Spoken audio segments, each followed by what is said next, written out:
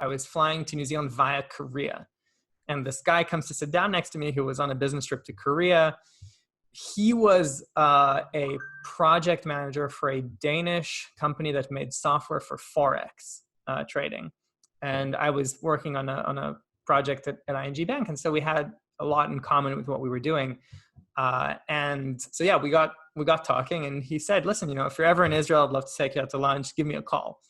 So I kept the lead very warm, and I knew he had a few topics that he was very interested in. He was very interested in Chinese politics, for example. So, I read up everything I could in Chinese politics. I was always just forwarding him little articles that I was finding on Chinese politics. And about a year later, I find myself back in Israel, and I say, hey, listen, let's grab that lunch. So we talk, and he says, well, what do you want to do? Before you go further, why did you know instinctually how important networking was? Like, how did you know to keep that lead warm and send those stories? Was it just from reading Wall Street Oasis 100 times and people screaming networking over and over again?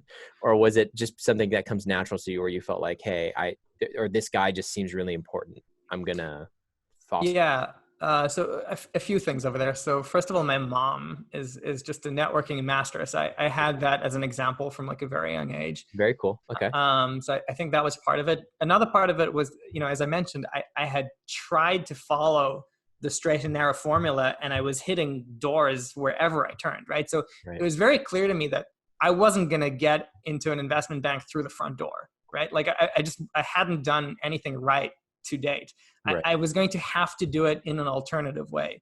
And so networking just kind of seemed like the logical way to do it, that finding you were going to have something that wasn't going to be on the checklist. I agree.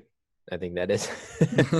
So you were savvy enough, or at least your mom had taught you enough growing up that you did that kind of instinctually, naturally, where you're like, hey, I'm going to keep in touch with this guy. I'm going to be back in Israel, and who knows where it yeah. I mean, yes, but I would just take out the word naturally. And okay. My mom, if she ever gets to listen to this, will laugh at this. But for the longest time, I would try to corner her and say, like, how do you do what you do, right? Like, how do you get people to like you? Because to me, it just seemed like black magic. Like, I never understood how people could do that.